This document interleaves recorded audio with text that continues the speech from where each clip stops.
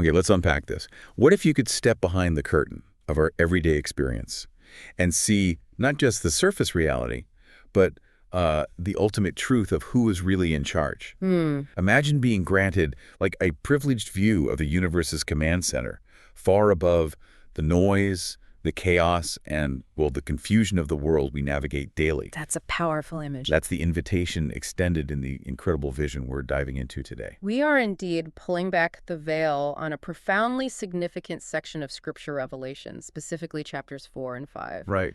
Think of these chapters as a breathtaking, panoramic vision of heaven itself, a direct glimpse into the very throne room of God. Absolutely. The material we're working with today zeroes in on these specific passages, meticulously extracting the key insights, theological meaning, and, well, some surprising truths embedded within them. It's like having expert guides walk you through this complex, highly symbolic scene, helping you understand exactly what John saw, why it would have rocked the world of the original readers, and crucially, why it still matters so deeply for us now. Our mission in this deep dive is ambitious: to thoroughly unpack this vision. We want to grasp its core message about divine control and ultimate authority. Okay. We want to understand the truly unexpected nature of what it means to conquer in this heavenly context. Right, that's the key. And we aim to see clearly why this vision wasn't just important back then, but remains profoundly relevant for navigating the complexities and uncertainties of our world today. And for you, our listener, who seeks to gain knowledge quickly but thoroughly, to find those aha moments without getting lost in the weeds, this is your shortcut. Yeah. We're going to make sure you don't just hear about this vision, but that you truly understand the so what, the lasting impact and practical significance of what John saw. I'm genuinely thrilled to dive into such a visually rich and theologically deep part of the text. Let's get started. Let's open the door. So the vision kicks off in Revelation chapter 4. It begins with this almost instantaneous transition, an invitation to step out of earthly reality and into something, well, entirely different. John says, "After this I looked, and there before me was a door standing open in heaven." It's not a struggle to get in. It's an access granted, like being summoned into a private audience with royalty. That sense of immediate privileged access is key. The text tells us instantly he is in the Spirit. Right. This isn't John physically traveling to space. It's a spiritual transport, a divine enablement that allows him to perceive a dimension of reality ordinarily hidden from human eyes. He's seeing things from heaven's perspective, the ultimate vantage point. And when his spiritual eyes are open, what's the very first thing? The absolute focal point of everything he sees. The central reality, the anchor of the entire vision, is made unequivocally clear.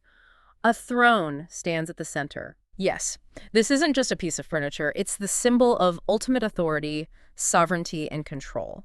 Its placement at the center signifies that this throne, and the one seated upon it, is the absolute core of all existence, the hub around which everything else revolves. Wow. Everything flows from it and is oriented towards it. And the environment around this throne is described with imagery that feels both overwhelming and majestic. Lightning flashing, thunder rumbling, and the radiant beauty of a rainbow. It paints a picture of immense power and glorious presence. It certainly does. And what the material highlights is that these images aren't arbitrary or new. They are images taken from the Old Testament, deliberately echoing and combining familiar depictions of God's presence and power from earlier scripture. Like from Exodus or Ezekiel. Exactly. Think of the thunderstorm on Mount Sinai when God gave the law to Moses in Exodus, the whirlwind and fire in Ezekiel's vision of God's glory, or the description of God's holiness in Isaiah's temple vision. Okay. These are powerful, sometimes terrifying, signs of divine presence, authority, and judgment.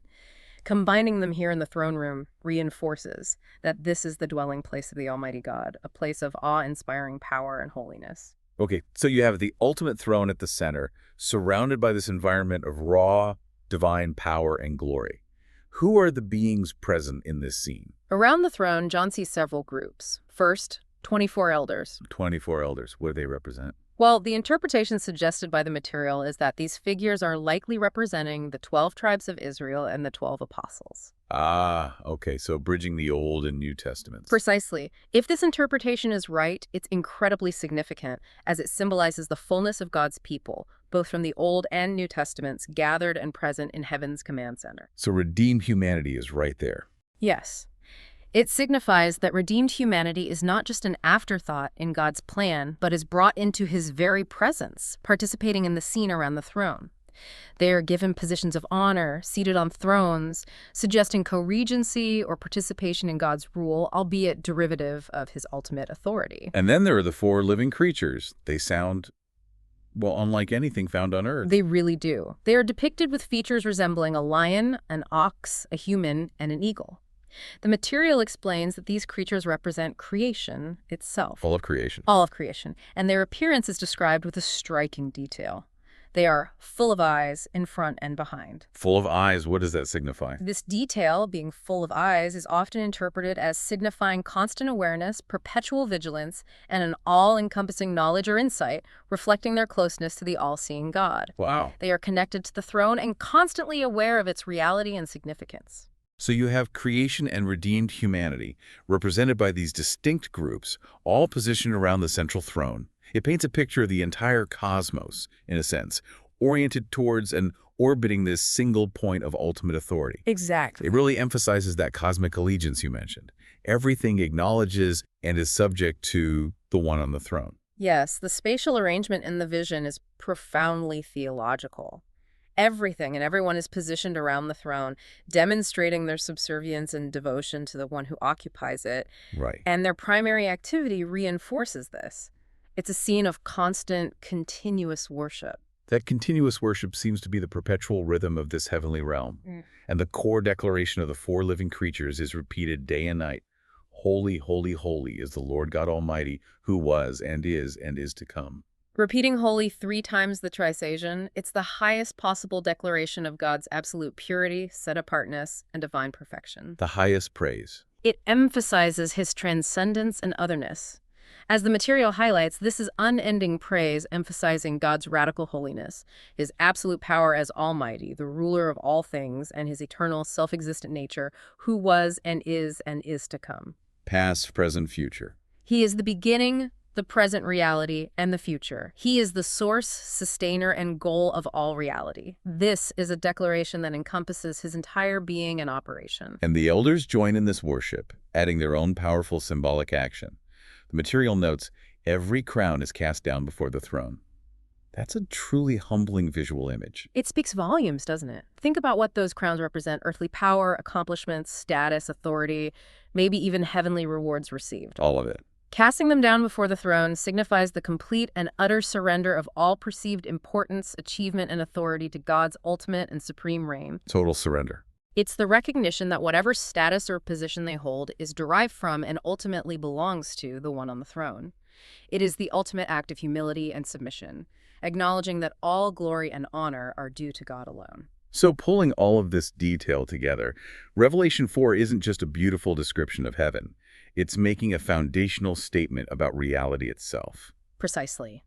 The core message, the fundamental theological statement of this chapter, is articulated powerfully by the material. This vision is a declaration that God is on the throne.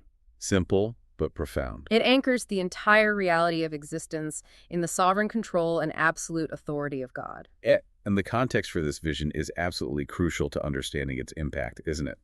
John is writing to believers facing immense pressure and suffering. Yes, the material points out the stark contrast. In the chaos of persecution, in the face of empire and oppression, John sees this unwavering reality of God's throne. That must have been life-changing. Imagine being a Christian in the 1st century under Roman rule. The Roman emperor claimed divine status and demanded worship. The empire felt all-powerful, dispensing life or death. Believers were often marginalized, ostracized, imprisoned, or even killed for their faith. A terrifying time. In that context, seeing this vision of the true throne, the real center of authority, would have been revolutionary. It tells them that despite the immense power wielded by earthly empires, there is a higher throne, an ultimate authority that dwarfs any human claim to power. It offers perspective. Radical perspective, resilience, and hope in the face of overwhelming circumstances. So what does this all mean for you right now, listening to this? What does it mean to truly internalize the reality that God is on the throne today, in your life, in our complex and often turbulent world? Does knowing that ultimate reality, that ultimate power resides with the one seated on that glorious throne, change how you view the headlines, the political landscape, or the personal challenges you are navigating? It's a huge question. Does it offer a different lens through which to see the chaos and noise around us? It really prompts a deep personal reflection on where you place your ultimate trust and hope. It's a perspective shift that can fundamentally alter how we experience life. And from this magnificent scene of secure worship around the throne, the vision transitions in chapter 5, introducing a new, crucial element that drives the narrative forward. Yes, the setting is still the throne room, but John sees something held by the one on the throne. A scroll in God's right hand. And this isn't just any scroll. Its appearance signifies its importance. It's described as being sealed with 7 seals. 7 seals. That sounds significant. Very. The material emphasizes that this is not just any scroll, but one holding profound and cosmic significance. Well, what is that significance? What does this scroll represent? According to the material, it embodies God's redemptive plan. It contains the divine will to bring justice, healing, and a renewed world. Wow, the plan for everything. Pretty much. The text connects it back through history, linking it explicitly to the scrolls of the Old Testament prophets and Daniel's visions, whose central message was about how God's kingdom would come on earth as in heaven. So it's connected to all those prophecies. Exactly. This scroll isn't merely a blueprint. It's the culmination of God's promises throughout history, the unfolding of his sovereign purpose to restore creation, bring justice, and establish his kingdom fully. It's like the title deed to creation, the plan for how God will finally reclaim and perfect all things. And the 7 seals. The 7 seals suggest it contains hidden knowledge, a plan that can only be revealed and enacted by someone with the appropriate authority. It's locked up tight. Okay, so you have this immensely important scroll in the hand of the one on the throne, holding the destiny of creation, the blueprint for God's kingdom. But then a devastating problem arises. It's a moment of intense dramatic tension in the vision. A mighty angel proclaims, asking, "Who is worthy to break the seals and open the scroll?" A crucial question. And the answer that echoes back is chilling. But no one in heaven or on earth or under the earth was found worthy to open the scroll or even to look inside it. No one. No created being, no matter how powerful or exalted, possesses the inherent right or authority to access or enact God's ultimate plan. And the material captures John's reaction to this realization so powerfully. And I began to weep bitterly because no one was found worthy to open the scroll or look inside it. He doesn't just tear up, he weeps intensely. Why is this moment so filled with despair for him? The material explains the reason for his profound weeping. If no one can open it, then God's will remains hidden and hope is deferred. Oh, wow. Think about the weight of this. This scroll contains God's plan to fix everything broken in the world, to bring his promised kingdom of justice and peace, to finally renew creation. If no one is worthy to break those seals, that plan is locked away, unreachable. The whole plan stalls. The possibility of redemption, of God's ultimate purpose being realized, seems impossible. The tears flow because it represents the potential eternal deferral of all hope for a broken world. It's a moment of utter hopelessness from a human perspective. So in this moment of despair, when the future of everything hangs in the balance and John is weeping, one of the elders who were introduced in chapter 4 steps in with a powerful intervention. Yes. The material notes he speaks with an encouraging tone. Yes, he says to John, "Do not weep. See, the Lion of the tribe of Judah, the root of David, has triumphed. He is able to open the scroll and its 7 seals." These titles the elder uses, the Lion of the tribe of Judah and the root of David, are deeply resonant for anyone steeped in Old Testament prophecy. Absolutely. As the material points out, these are classic Old Testament descriptions of the Messianic king. Right. The Lion of Judah comes from Jacob's prophecy about Judah's future ruler in Genesis 49. The root of David comes from prophecies like Isaiah 11, describing a future king from David's lineage who will reign in justice. Powerful kingly titles. These titles specifically evoke expectations of a powerful kingly figure, a ruler who will establish God's kingdom through strength and victory. And based on those specific titles, particularly the lion and the promise that he has triumphed, what kind of Messiah would the original audience, or John himself at this moment, likely be expecting to see. Well, the material is clear on the expectation these titles would naturally create. A Messiah who would fulfill prophecies through military conquest. A conquering hero. Someone mighty, imposing, a fierce warrior king who would overthrow God's enemies and establish his rule through overwhelming power, a literal lion who conquers by force. Makes sense. The elder's words build this anticipation. Do not weep, the lion has triumphed. Surely John is about to witness the appearance of this formidable king ready to seize the scroll by sheer power. So the stage is set. And this dramatic setup makes the actual vision. John then sees all the more stunning and unexpected. Right. John turns his eyes searching for this powerful, conquering lion king he's just been told about, the one who has triumphed and is worthy. But what he sees is completely different from what he, or probably anyone expecting a military messiah, would have anticipated. Yes, the vision subverts all conventional expectations. Instead of a roaring lion, John sees a lamb. A lamb. Not just any lamb, a lamb that appears slain. The image, as described in the material, is visceral. A sacrificed, bloody lamb who is alive again, standing as though it had been slain, ready to open the scroll. Slain, but standing. Alive. He still bears the marks of sacrifice, yet he is alive and active. Wow. The contrast couldn't be more stark. From the expectation of a mighty lion, a symbol of power and conquest through force, to a lamb, a symbol of innocence, vulnerability, and sacrifice, and specifically, a slain lamb. This is, as the material calls it, the mystery at the heart of Revelation. The central paradox. It is the central paradox of the book, where God's ultimate power and plan are revealed and executed not through overwhelming force, but through ultimate weakness and sacrifice. This is where reality is fundamentally redefined. How does the material explain this radical redefinition of power and conquest? It states it with profound clarity.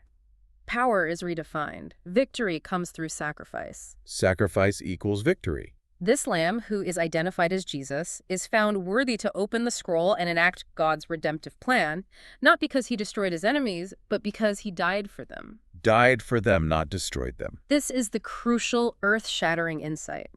Jesus, the crucified Messiah, as the material puts it, conquered not by wielding legions or overthrowing earthly empires with might, but by laying down his life. So his death on the cross, which looked like defeat to the world, was actually his moment of ultimate victory and enthronement in this heavenly reality. Precisely. According to the material, his death on the cross was his enthronement and his conquering of evil. It was the decisive blow against sin, death, and the power of the accuser. It wasn't a detour.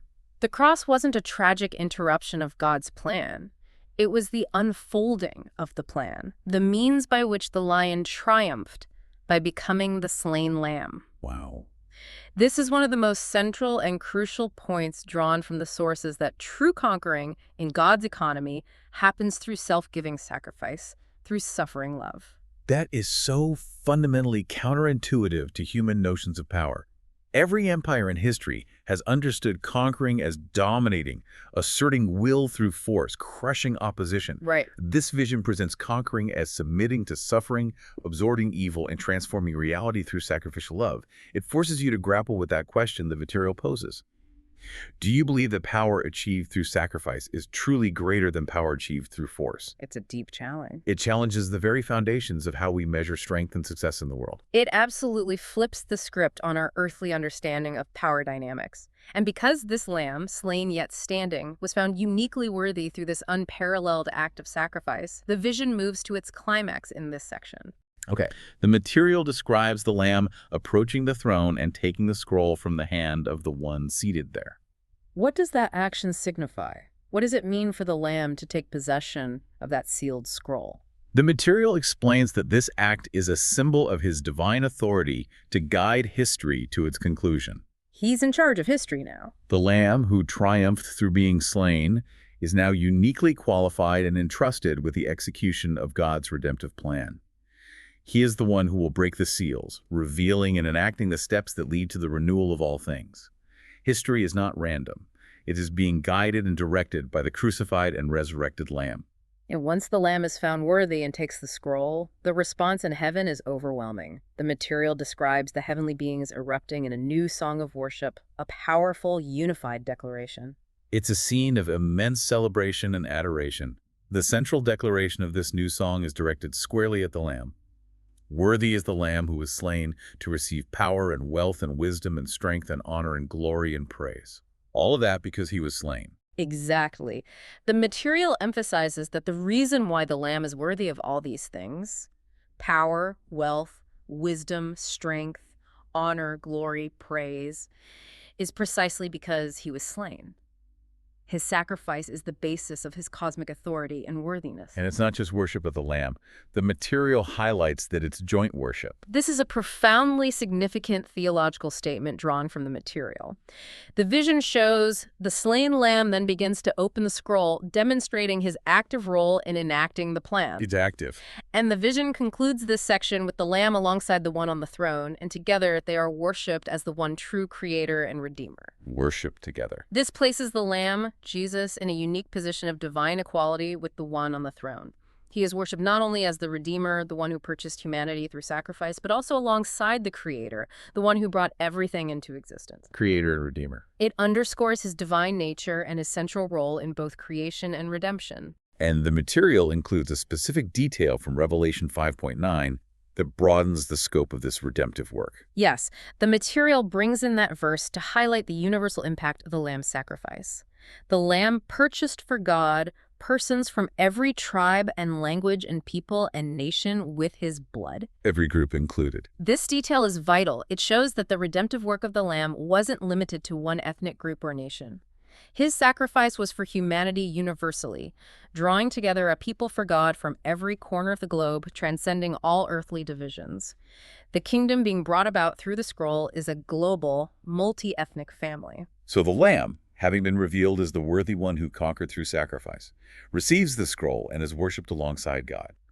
Now, the vision moves forward as the Lamb begins to break those 7 seals. Right. The opening of these seals triggers a series of subsequent visions, which the material describes as 3 cycles of divine judgment. 7 seals, 7 trumpets, and 7 bowls. That's right. And one of the key interpretive insights from the material is how to understand the relationship between these 3 cycles. It challenges a common approach. It pushes back against interpreting them as a simple, linear timeline of events. Exactly. The material states that these cycles are not necessarily chronological. It contrasts this with the view held by some that they represent a literal, linear sequence of events that happened in the past or present or will happen when Jesus returns. So not necessarily event A, then B, then C. While that's one way some read Revelation, the material we're looking at suggests a different, more nuanced interpretation based on the structure of the vision itself. So if they're not a step-by-step timeline, how should we understand these cycles of seals, trumpets, and bowls, according to this perspective? The material describes them beautifully as visionary layers overlapping, echoing, and reinforcing one another, like musical themes in a symphony. Ah, like themes in music. It suggests that John, the author, wasn't necessarily listing events in strict sequence, but wove them together to provide different perspectives on the same overarching period or process. And the structure of the vision provides evidence for this layering. The material uses a helpful analogy, like nesting dolls. Yes, it points out how John structured these cycles. The material notes, for example, that the 7 bowls come out of the 7th trumpet and the 7th seal, and the 7 trumpets emerge from the 7th seal. Okay, so they're contained within each other. It's like unlocking one level reveals the next, suggesting a deeper dive into the same reality rather than simply moving to a new phase in time. The nesting dolls image is apt because the end of one series seems to contain the beginning of the next, indicating they aren't strictly separate but are interwoven. That makes sense. The material also highlights that each series culminates in the final judgment, all with matching conclusions, which reinforces the idea that they are different perspectives on the same climactic process, not distinct historical periods. So based on this intricate, interwoven structure, the material leans towards a particular understanding of what these cycles represent. Correct. The conclusion drawn is that because of this, it's more likely that John is using each set of 7 to depict 3 distinct perspectives of the same period of time after Jesus' resurrection. So the time after Jesus' resurrection viewed from different angles. Exactly. So rather than seeing them as future event A, followed by future event B, followed by future event C, it's more like looking at the reality of God's plan unfolding in history, the struggle between good and evil, the consequences of human sin and rebellion, God's response from 3 different angles, or through 3 different lenses. Different facets of the same diamond, sort of. That's a good way to put it. One cycle might emphasize the internal struggle within the church, another the external pressures of persecution, another the cosmic conflict or the environmental consequences of human actions. They provide a multidimensional view of the same era leading up to the final resolution. That multidimensional perspective is a much richer way to grasp these complex chapters. And a absolutely critical point the material makes, regardless of how you interpret the timing or layering of the cycles, is who is orchestrating or initiating these events, particularly the judgments described. This is paramount and connects directly back to Chapter 5. The material emphasizes, but all of it flows from the Lamb. From the Lamb. The breaking of the seals, which initiates the cycles, is done by the Lamb. So the judgments and cataclysms described in these cycles aren't coming from some arbitrary disconnected force or a vengeful deity in a traditional sense. According to the material, no. It makes a crucial distinction. God's judgment is not arbitrary wrath. It is the justice of the one who bore our suffering. Justice from the one who suffered. This is a profoundly transformative understanding of judgment. The one unleashing these events, the one guiding history towards its conclusion, is the very Lamb who was slain, the one who willingly experienced the depths of human suffering, injustice, and evil on the cross. He understands suffering. He knows suffering intimately. Therefore, his judgment is not cruel or capricious. It is the righteous and just response of the one who has the ultimate moral authority because he paid the ultimate price for sin and bore the suffering it causes. Right. The Lamb who was slain is now guiding history to its fulfillment, and this process includes bringing about justice and consequence for persistent rebellion and evil. This reframes the whole idea of judgment, doesn't it? It's not abstract divine anger. It's the necessary consequence flowing from the actions of creatures who reject the rule of the sacrificial lamb. The material really prompts you to think deeply about this. When you picture divine judgment, do you default to picturing a harsh, vengeful God, or can you see it through the lens of the just and merciful Lamb who bore our suffering? It's a vital question. How does the image of the Lamb actively guiding history and bringing about consequences reshape your understanding of justice, both cosmically and maybe even in your own life? It ties the cosmic drama back to the character of the one revealed in Chapter 5. It makes judgment an extension of the Lamb's character and work, not a contradiction of it. Now, stepping back from the intricate details of the scroll and the cycles, the material also brings this vision into clear focus by addressing its enduring relevance. Okay. Why did it matter so much for the people John was writing to, and why does it still resonate so powerfully for us today? For the early church, living under threat and facing immense uncertainty, this vision was incredibly practical, wasn't it? It wasn't just abstract theology. Not at all. The material highlights that for these believers facing persecution and uncertainty, this vision was more than theology. It was hope.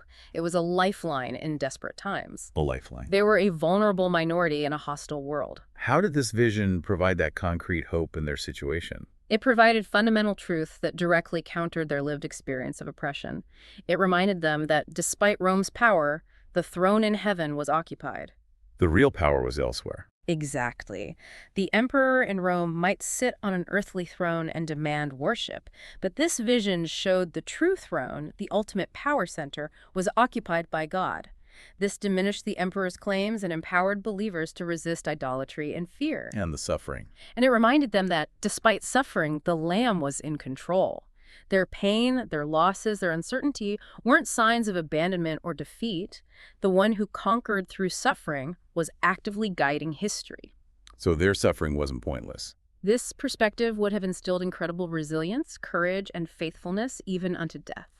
It assured them that their suffering had meaning within God's larger unfolding plan. And bringing that forward to our time, the material says we still desperately need to see heaven's throne room today. Yes, because as the material starkly puts it, we live in a world full of broken systems and false kings. That feels true. We see political leaders who fail, economic systems that cause injustice, social structures that oppress, ideologies that demand ultimate allegiance, and personal struggles that feel overwhelming. All these can feel like powerful forces claiming control or leaving us feeling lost. We need that heavenly perspective. We need the perspective of heaven's throne room to anchor our reality. So the core takeaways from Revelation 4 and 5 aren't just historical points. They speak directly into our present reality. Absolutely. The material brings it back to those fundamental truths derived from these chapters, echoing them as crucial reminders for today. There is a throne, There is a scroll, and the Lamb is worthy. Throne, scroll, lamb. Understanding the implications of each of these for our lives right now provides direction, hope, and freedom. There is a throne means ultimate reality is anchored in God's sovereign control. There is a scroll means history has a purpose and is moving towards a divine goal. And the lamb. And the Lamb is worthy means this divine purpose is being accomplished through the sacrificial love of Jesus, who is actively guiding history and our lives. The material even offers a deeply personal, devotional thought that bridges the cosmic scale of this vision to individual faith. It's a powerful application. It says, "The Lamb knows your name. He died for your redemption. He reigns not just over nations, but over your life." Wow. From cosmic to personal. This takes the mind-boggling vision of the King of the universe, the one holding the scroll of history, and makes it incredibly intimate. The one who is worthy of all cosmic praise is personally aware of you, gave his life for your salvation, and holds sway over the details of your individual life. That connection is huge. That connection between the cosmic and the personal is profound. Which naturally leads to that powerful challenge posed by the material. What would it mean today to surrender your fears, your hopes, your plans to the Lamb who conquers by love? It pushes the vision beyond understanding into personal application. If the ultimate power in the universe, the force guiding history, is the self-sacrificial love embodied by the Lamb, and if that Lamb is personally invested in you, what does it look like to align your life with that reality? How do we live that out? To trust his authority over your anxieties, to submit your ambitions to his purpose, to place your future in the hands of the one who holds the scroll. It asks us to live consistently with the truth of heaven's throne room. So to recap this deep dive into Revelation 4 and 5, we've journeyed into the stunning vision of heaven's throne room, seeing the absolute reality of God's ultimate authority centered there amidst creation and redeemed humanity. We saw the crucial significance of the sealed scroll, representing God's unfolding redemptive plan for a renewed world. We discovered the utterly surprising and central identity of the one found uniquely worthy to open that scroll.